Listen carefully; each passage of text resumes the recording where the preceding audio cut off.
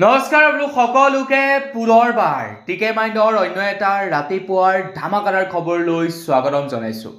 অন্য দিনৰ দৰে আজিও আপোনালোকৰ বাবে দিনটোৰ কেইবাটাও গুৰুত্বপূৰ্ণ খবৰ লৈ আহিছোঁ। ভিডিঅ'টো প্ৰথমৰ পৰা শেষলৈকে চাই থাকিব। আগবাঢ়িছোঁ যদি প্ৰথমটো খবৰ ফালে। প্ৰথম খবৰটো দিয়াৰ আগতেই আপোনালোক সকলোকে সৰুকৈ এটা ৰিকুৱেষ্ট, যদি খবৰকেইটা চাই ভাল পায় লাইক এটা কৰিবলৈ কিন্তু নাপাহৰিব। আগবাঢ়িছোঁ প্ৰথমটো খবৰ ফালে। প্ৰথম খবৰটো ওলাইছে জুবিনদাৰ হত্যাকাণ্ডৰ ওপৰত। অখিল গগৈ ডাঙৰীয়াদেৱে যোৱাকালি এখন সংবাদ মেলৰ আয়োজন কৰে আৰু সেই সংবাদ মেলখনত তেখেতে কয় যে জুবিন দাই কেতিয়াও ন্যায় নাপায়। জুবিনদাৰ হত্যাৰ ন্যায় কেতিয়াও জুবিনৰ অনুৰাগীসকলে নাপাব বুলি অখিল গগৈ ডাঙৰীয়াদেৱে যোৱাকালি সংবাদ মেল সম্বোধন কৰি জনায়। তেখেতে কৈছে যে কেতিয়াও ন্যায় নাপায় জুবিন গাৰ্গে। ন্যায়ৰ দিশত আগবঢ়া নাই জুবিন গাৰ্গৰ মৃত্যুৰ তদন্ত। জুবিন গাৰ্গক ন্যায় দিবলৈ হিমন্ত চৰকাৰৰ মন নাই। নিৰ্বাচনলৈকে যেনে তেনে জেলত ৰাখিব শ্যামকানু আৰু সিদ্ধাৰ্থক। নিৰ্বাচনৰ পাছতেই জেলৰ পৰা মনে মনে ওলাই আহিব দুই অভিযুক্ত। জুবিন গাৰ্গৰ ৰহস্যজনক মৃত্যুৰ তদন্তৰ সন্দৰ্ভত অখিল গগৈ ডাঙৰীয়াদেৱে যোৱাকালি সংবাদ মেলৰ জৰিয়তে এই বিস্ফোৰক মন্তব্য আগবঢ়ায় আৰু তেখেতে ইয়াৰ বাবে কেইটামান কাৰণো দৰ্শায় যে কি কাৰণত জুবিন দাই ন্যায় নাপাব। ইয়াৰ ওপৰত তেখেতে কেইটামান কাৰণো দৰ্শায়। মূলতে তেখেতে তিনিটা কাৰণ দৰ্শায়। এই তিনিটা কাৰণৰ বাবে জুবিন দাৰ হত্যাৰ ন্যায় নাপাব বুলি তেখেতে উল্লেখ কৰে। প্ৰথমটো কাৰণ হৈ গ'ল যে জুবিন দাৰ হত্যাৰ বাবে যি নেকি তদন্তকাৰী দল গঠন কৰা হৈছে বা SIT গঠন কৰা হৈছে, তো তেখেতে কৈছে SIT নহয়, তদন্ত কৰিব লাগিব CBI, তেতিয়াহে উচিত তদন্ত হ'ব। দ্বিতীয়টো হৈ গৈছে যে আদালতে ছিংগাপুৰলৈ তদন্ত কৰিবৰ বাবে, ছিংগাপুৰৰ আদালতলৈ তদন্ত কৰিবৰ বাবে অনুৰোধ পত্ৰ প্ৰেৰণ কৰিব লাগিব, তেতিয়াহে উচিত তদন্ত হ'ব। 3 নম্বৰতে হৈছে যে ঘটনা যি স্থানত সংঘটিত হৈছিলে সেই স্থানত তদন্তকাৰী দল যাব লাগিব, তেতিয়াহে উচিত তদন্ত হ'ব। 25 দিন পাৰ হৈ গ'ল, এতিয়ালৈকে তদন্তকাৰী দল ছিংগাপুৰ গৈ নাপালেগৈ। সামান্য এটা এক্সিডেণ্ট কেছ হ'লেও যদি সেই কেছটো গোচৰটো যদি ৰেজিষ্টাৰ্ড হয়, তেতিয়া যিজন নেকি ইনস্পেক্টৰ থাকিব বা যিজন নেকি তদন্তকাৰী বিষয়া থাকিব, তেখেতে গোটেই ঘটনাটোৰ বুজ ল'বৰ কাৰণে এক্সিডেণ্টৰ জাগা গৈ পায়গৈ। তেনে অৱস্থাত জুবিনদাৰ নিচিনা এজন ব্যক্তিৰ মৃত্যু হৈছে, হত্যা হৈছে, তো তেখেতৰ যি স্থানত হত্যা বা মৃত্যু হৈছিলে সেই স্থান কিন্তু এতিয়ালৈকে তদন্তকাৰী দল গৈ পোৱাগৈ নাই। এইটো এটা বৃহৎ প্ৰশ্ন উত্থাপিত কৰিছে যে মানুহে ন্যায় পাব নে নাপাব। আপুনি কি ভাবে এই সম্পৰ্কত কমেণ্ট ছেকশ্যনত জনাই থৈ যাব। আগবাঢ়িছোঁ ইয়াৰ পাছৰ খবৰটোৰ ফালে। আমাৰ অসমৰ পৰা কেইজনমান যুৱক কেদাৰনাথলৈ গৈ জুবিনদাৰ শ্ৰদ্ধাঞ্জলি জ্ঞাপন কৰে। তেওঁলোকে কেদাৰনাথত জুবিন গাৰ্গক শ্ৰদ্ধাঞ্জলি জ্ঞাপন কৰে। তো সেই যুৱক কেইজন গুৱাহাটী মহানগৰীৰ পৰা গৈছিলে আৰু কেদাৰনাথ মন্দিৰত গৈ জুবিন গাৰ্গক শ্ৰদ্ধাঞ্জলি জনায়। গতিকে ভাবক জুবিন দাৰ অনুৰাগী কেনেকুৱা লেভেলৰ, জুবিন দাক কিমান পৰ্যায়ত মানুহে ভাল পায়, সেইটো এতিয়া হয়তো মানুহে মৃত্যুৰ পাছতহে ধৰিব পাৰিছে। আগবাঢ়িছোঁ ইয়াৰ পাছৰটো খবৰ ফালে। আমাৰ অসমৰ মুখ্যমন্ত্ৰী doctor Himanta Biswa শৰ্মাদেৱে CM flight নামেৰে এখন নতুন আঁচনিৰ শুভাৰম্ভণি কৰিছে। মন্ত্ৰী হিমন্ত বিশ্ব শৰ্মাদেৱে কৈছে যে এই আঁচনিখনৰ জৰিয়তে অসমৰ পৰা অতি কমেও 50,000 যুৱক যুৱতীক জাপানলৈ যাবৰ বাবে অনুৰোধ জনাইছে। তেখেতে কৈছে যে এই আঁচনিখনৰ জৰিয়তে অতি কমেও 50,000 যুৱক যুৱতী জাপানলৈ যাওক। জাপানত কৰ্ম সংস্থাপনৰ পথ মুকলি হৈছে, আপোনালোকে জাপানত গৈ কাম কৰকগৈ। মোৰ মতে অসমৰ মুখ্যমন্ত্ৰী ডক্টৰ হিমন্ত বিশ্ব শৰ্মাদেৱে এনেধৰণৰ আঁচনি বা এনেধৰণৰ মন্তব্য কৰিবৰ কাৰণে লাজ পাব লাগিছিলে। কিয় কৈছোঁ, কাৰণ অসমৰ যুৱক যুৱতীসকলক অন্য এখন দেশত গৈ কাম কৰিবৰ কাৰণে তেখেতে অনুৰোধ কৰিছে বা এখন আঁচনিৰ শুভাৰম্ভণি কৰিছে। তাৰ বিপৰীতে যদি সেইসকল যুৱক যুৱতীক কৰ্মসংস্থাপন দিবৰ বাবে অসমত ব্যৱস্থা কৰি দিলেহেঁতেন, সেইটোহে প্ৰশংসনীয় কাম হ'লহেঁতেন। CM ফ্লাইট নামৰ আঁচনি উলিয়াই এইটো এটা অসমৰ মুখ্যমন্ত্ৰী হিমন্ত বিশ্ব শৰ্মাদেৱে লাজ পাবলগীয়া কাম কৰিছে বুলি মই ভাবোঁ। আপুনি কি ভাবে কমেণ্ট ছেকশ্যনত জনাই থৈ যাব। আগবাঢ়িছোঁ ইয়াৰ পাছৰটো খবৰ ফালে। জুবিন দাই কৈছিলে যে মোৰ কোনো জাতি নাই, মোৰ কোনো ধৰ্ম নাই। জুবিন দাই কৈছিলে যে মই যেতিয়া হায়াৰ ছেকেণ্ডেৰীত পঢ়ি আছিলোঁ তেতিয়া মই মোৰ লগুণ ছিঙি পেলাইছিলোঁ। মোৰ লগুণ ছিঙি আঁঠুৱা বান্ধিছিলোঁ সেই লগুণেৰে। জুবিন দাই কোনো ধৰণৰ জাতি ধৰ্ম এইবিলাকক বিশ্বাস কৰা নাছিলে। সকলোকে সমান চকুৰে চাইছিলে জুবিন দাই, যাৰ বাবে নেকি জুবিন দাৰ মৃত্যুৰ সময়ত কি হিন্দু কি মুছলমান কি খ্ৰীষ্টিয়ান কি জৈন সকলো একত্ৰিত হৈছে, সকলো কেৱল জুবিন অনুৰাগী ৰূপে সকলো জুবিন দাৰ সমাধিস্থললৈ গৈছিলে, জুবিন দাক শ্ৰদ্ধাঞ্জলি জনাইছে। কোন মুছলমান কোন হিন্দু এইবিলাক বিচাৰ বিবেচনা হোৱা নাছিলে, আৰু ইয়াৰ একমাত্ৰ কাৰণ হৈ গৈছে জুবিন দাৰ এই মানসিকতা। এতিয়া জুবিন দাৰ সমাধিস্থলত স্থান ভাগৱতী নামৰ এজন যুৱকে তেখেতৰ লগুণ ছিঙি পেলালে।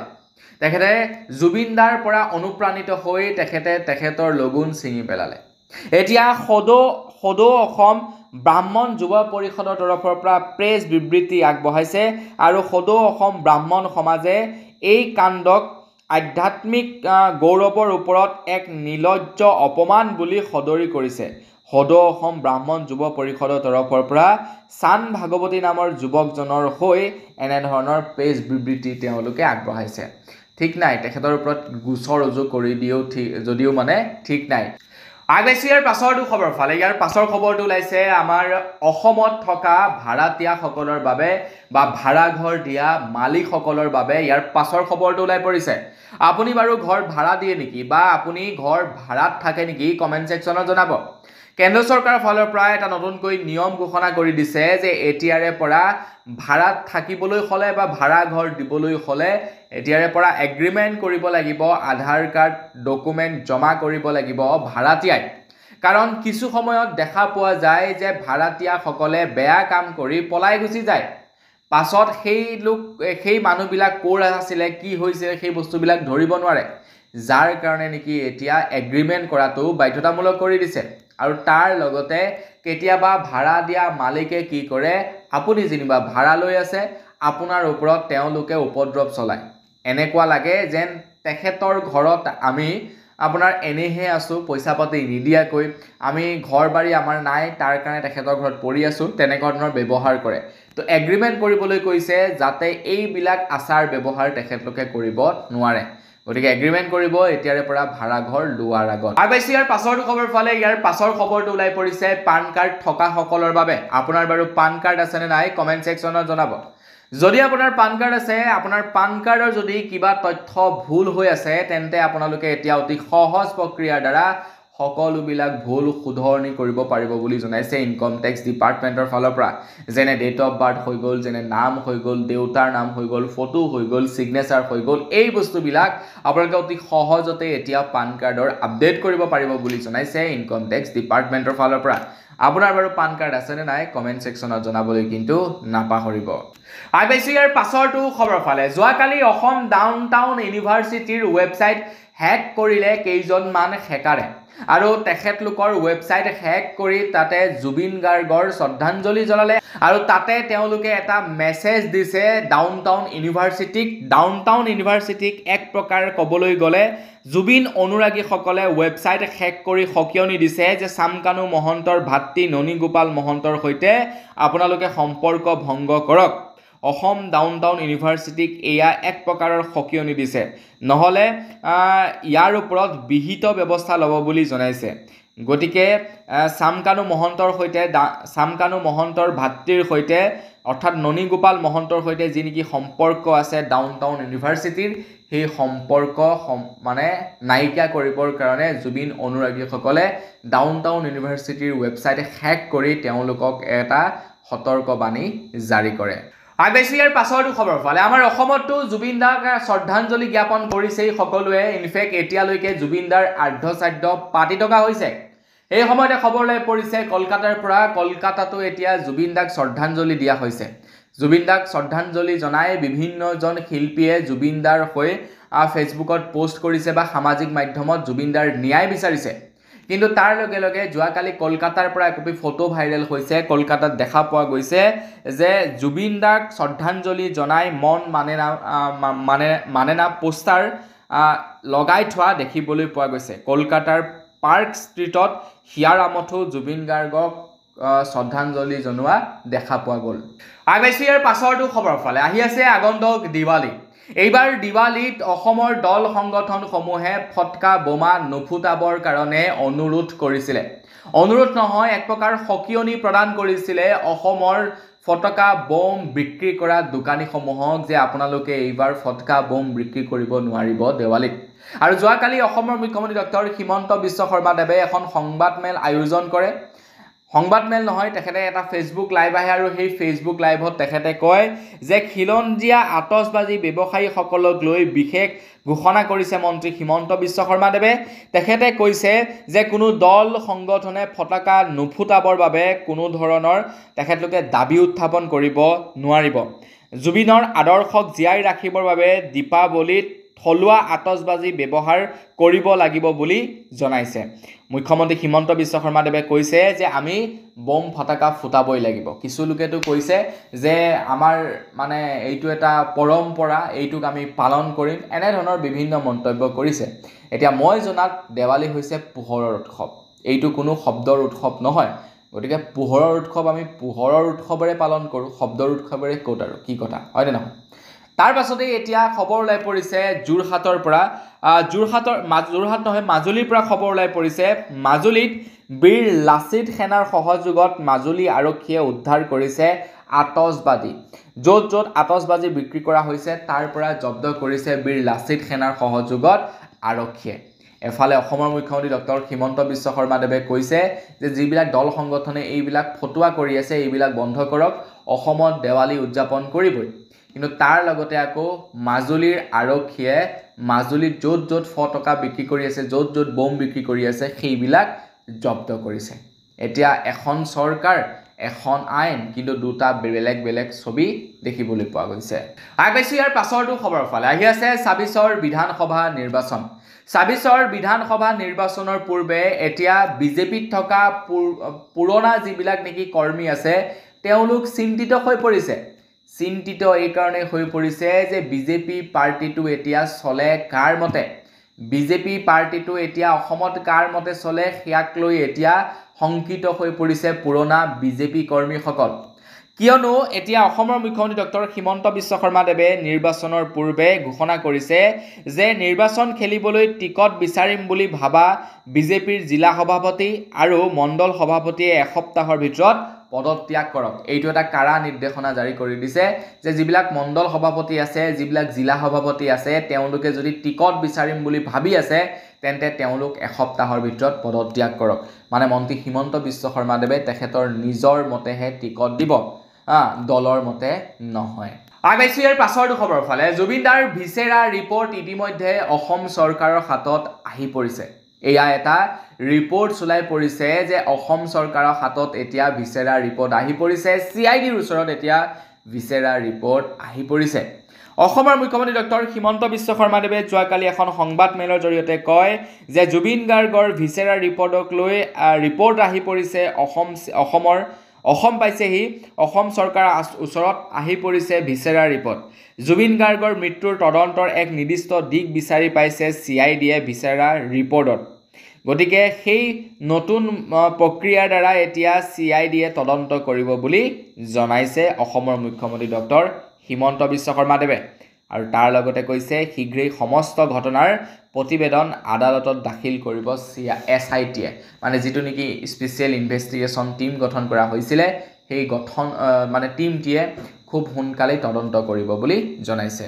আগবাইছোঁ ইয়াৰ পাছৰটো খবৰৰ ফালে। জুবিন দাৰ হত্যাৰ তদন্ত এতিয়ালৈকে পূৰ্ণ গতিত হোৱা নাই বুলি আমি ক'ব পাৰোঁ। অসমৰ মুখ্যমন্ত্ৰী হিমন্ত বিশ্ব শৰ্মাদেৱক এতিয়া বিৰোধী পাৰ্টিৰ তৰফৰ পৰা এইটো এটা ৰিকুৱেষ্ট বা অপেন চেলেঞ্জ দিছে যে আপুনি জুবিন গাৰ্গৰ হত্যাৰ তদন্ত সঠিকভাৱে কৰক। মুখ্যমন্ত্ৰী ডাঙৰীয়া ছিংগাপুৰ যাওঁ ব'লক, আপুনি CBI SIT লওক, আমি বিৰোধী দলো আপোনালোকৰ লগত সহযোগ কৰিম, আমি আমাৰ নিজৰ খৰচাত গৈ সত্যৰ সন্ধান কৰিম। অসমৰ মুখ্যমন্ত্ৰী ডক্টৰ হিমন্ত বিশ্ব শৰ্মাদেৱক এতিয়া বিৰোধী পাৰ্টিৰ তৰফৰ পৰা এইটো এটা অপেন চেলেঞ্জ দিছে যে আপোনালোক ব'লক SIT আৰু CBI লৈ ব'লক ছিংগাপুৰলৈ, ঘটনাস্থলীলৈ ব'লক, আৰু লগত আমি বিৰোধী পাৰ্টি যাম আমাৰ নিজা খৰচত, আৰু ব'লক আমি সত্যৰ সন্ধান কৰোঁ। অপেন চেলেঞ্জ দিছে মন্ত্ৰী হিমন্ত বিশ্ব শৰ্মাদেৱক।